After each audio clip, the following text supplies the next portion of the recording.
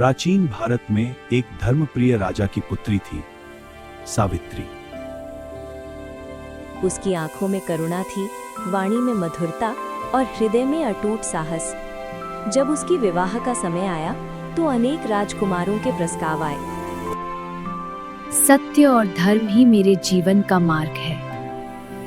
परंतु सावित्री ने अपने लिए स्वयं वर चुनने का निश्चय किया।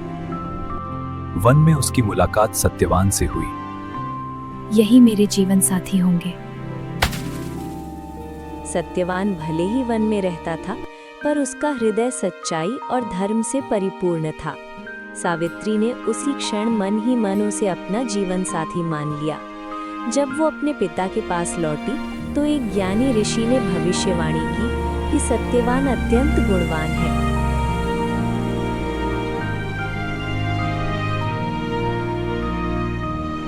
सत्यवान 1 वर्ष बाद मृत्यु प्राप्त होंगे।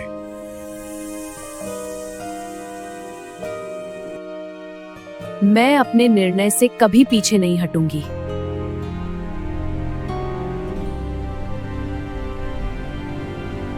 परंतु उसका जीवन केवल 1 वर्ष शेष है। ये सुनकर भी सावित्री का मन विचलित नहीं हुआ। उसने दृढ़ स्वर में कहा कि वो सत्यवान से ही विवाह करेगी। दोनों ने सादगी से विवाह किया। ओम अग्नये स्वाहा इदम नमः। चाहे भविष्य में कैसी भी कठिनाई क्यों न आए। विवाह के पश्चात सावित्री राजमहल का वैभव छोड़कर अपने पति के साथ वन में साधारण जीवन बिताने लगी। तुम्हारे साथ हर दिन स्वर्ग जैसा है। हाँ, मेरे लिए भी।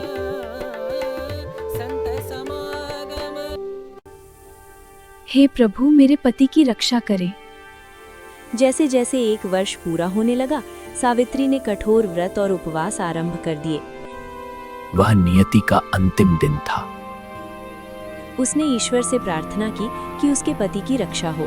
अंततः वो दिन भी आ पहुंचा। सावित्री, मुझे चक्कर आ रहा है। उस दिन सत्यवान लकड़ी काटने वन में गए और सावित्री भी उनके साथ चली। मैं यहाँ हूँ, कुछ नहीं होगा। अचानक सत्यवान को चक्कर आया और वे दुर्बल होकर सावित्री की गोद में गिर पड़े। सावित्री ने उन्हें संभाला। समय पूरा हुआ है। परंतु तभी वहां एक दिव्य गंभीर आभा प्रकट हुई। वे थे मृत्यु के देवता यमराज। वे सत्यवान की आत्मा को लेने आए थे। उन्होंने अपने पाश से सत्यवान की आत्मा को अलग किया और दिव्य मार्ग की ओर बढ़ चले। सत्यवान की आत्मा यमराज के साथ चल पड़ी। यमराज ने उसे समझाया कि ये प्रकृति और धर्म का नियम है और उसे वापस लौट जाना चाहिए। वापस जाओ, यह धर्म का नियम है। पत्नी का धर्म है पति के साथ रहना।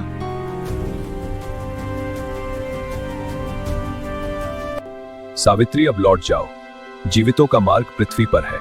धर्म यही सिखाता है कि पत्नी अपने पति के साथ चले।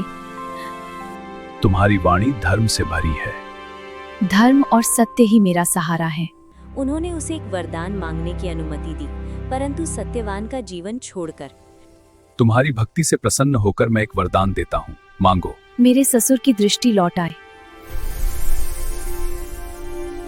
सावित्री ने पहले अपने अंधे ससुर की दृष्टि लौटाने का वर मांगा। यमराज ने तथास्तु कहा और आगे बढ़ गए। तुम्हारी एक इच्छा पूरी हुई, अब लौट जाओ।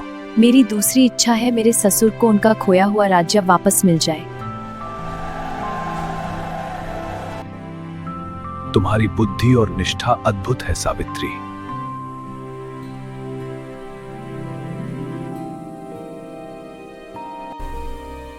एक और वरदान मांग सकती हो। मुझे 100 पुत्रों का आशीर्वाद मिले।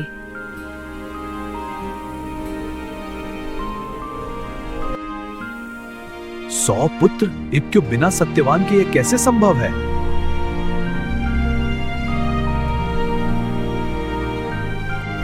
हे देव, पत्नी बिना पति के मातृत्व कैसे पा सकती है? तुम्हारी बुद्धिमत्ता और मुझे पराजित किए सत्यवान को जीवन प्राप्त होगा। तुम्हारी निष्ठा ने मुझे पराजित कर दिया। सावित्री की बुद्धिमत्ता, धैर्य और अटूट प्रेम से यमराज अत्यंत प्रसन्न हुए। उन्होंने कहा कि ऐसा सत्य और समर्पण दुर्लभ है। उन्होंने सत्यवान को पुनः जीवन प्रदान किया और उसकी आत्मा को उसके शरीर में लौटा दिया। मैं सो गया था क्या? वन में सावित्री की गोद में सत्यवान ने आंखें खोली, मानो वो गहरी नींद से जागा हो। वे दोनों अपने आश्रम लौटे, जहां उनके ससुर की दृष्टि लौटाई थी, और शीघ्र ही उन्हें उनका राज्य भी प्राप्त हो गया।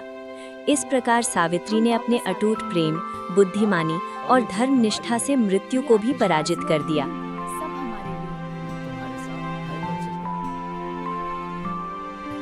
सच्चा प्रेम, विश्वास और बुद्धिमानी से मृत्यु को भी हराया जा सकता है।